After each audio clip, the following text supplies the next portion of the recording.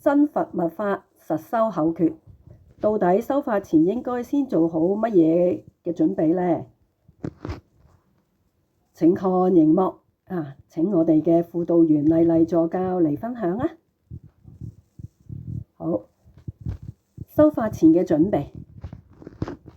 好啦，修法前究竟有咩要準備呢？身口意咁樣呢，同埋壇城。身呢係點樣準備嘅呢？要身嘅清淨。你們如果覺得字係太細嘅話呢，可以呢用雙指嚟咁樣呢將佢放大嘅，咁就係可以噶啦。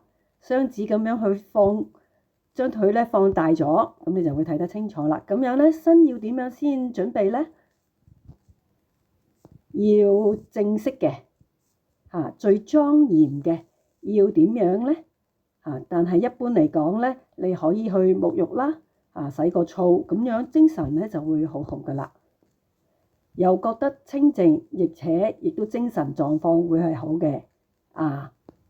然後呢，身體嘅準備，還有一點呢，就係呢唔好食咁飽喎，唔好呢太飽，咁樣呢亦都唔好太餓，過餓過飽都係唔好嘅。呢個呢係身體上面嘅準備。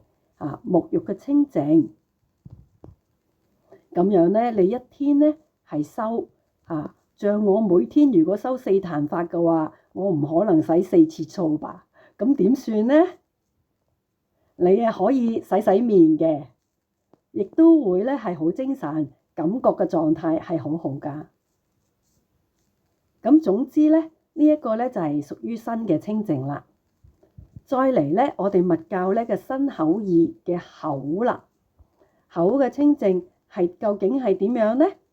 啷口呢？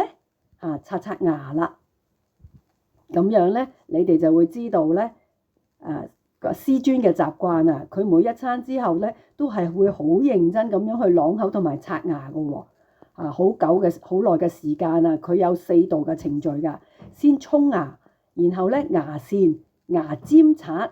再刷牙，非常嘅清淨噶，所以呢，記得口嗰個清淨啦，可以呢係啷口刷牙，仲有呢食嗰個食物呢要吃清淨嘅喎，唔好呢食大蒜啊。修法嘅時候呢，如果你滿嘴都係嗰啲蒜嘅味道呢，你自己都會受唔住啦，分到自己都受唔住嘅喎。咁樣呢，你講佛菩薩佢會點呢？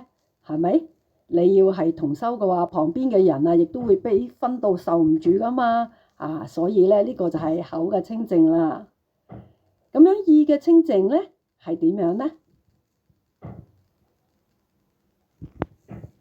睇下你嘅心啦，調整你嘅心喎。咁呢，體會一下你而家心係究竟點樣嘅呢？能夠把你嗰個雜念放空嘛？能夠把嗰啲煩惱先放喺一邊嘛？你嘅身心係鬆坦嘅，還是係緊張嘅呢？焦慮嘅呢？好嘅準備狀況係你嘅身心都係會好輕鬆嘅。無憂無慮嘅，冇乜嘢煩惱嘅，咁樣呢，就係準備好你嗰個意念啦。咁樣呼吸亦都要準備好喎，唔能夠做劇烈嗰個運動啊。剛跑完就馬上坐落嚟，如果要修法呢，呼吸好喘啊，氣呢亦都好喘啊，你個心呢亦都係好唔穩。因為心同埋氣係一體嘅，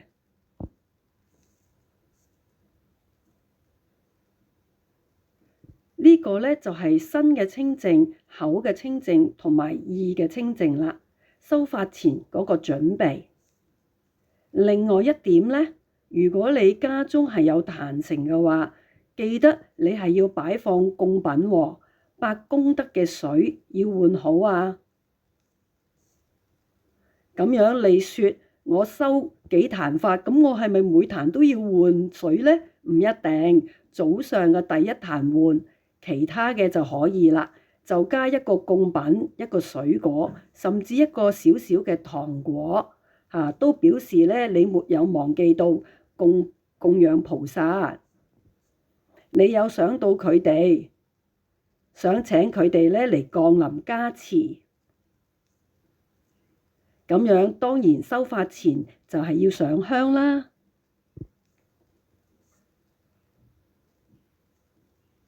祈請根本上師佛菩薩嘅加持，讓我哋今天嗰個雲端嘅教室嘅第一壇法，能夠所有嘅同門都係能夠咧接受感受到佛光嗰個駐照，一定要上香祈求啊！好啦，大家應該記得住嗬。修法前嗰個準備，身口意同埋壇城。好啦，咁樣咧就係咧，今日咧就先分享到呢一度啦。接落嚟咧，我哋就開始修法啦。可以把分享給停住啦。好，我哋開始修法。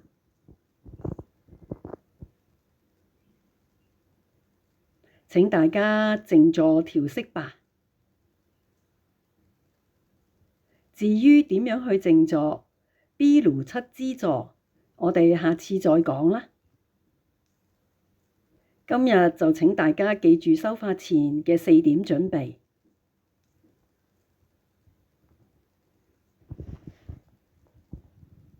頂禮感恩真佛宗根本傳承上師。真佛宗網絡電視台教學版權嘅警告，請勿侵犯版權。謝謝真佛宗。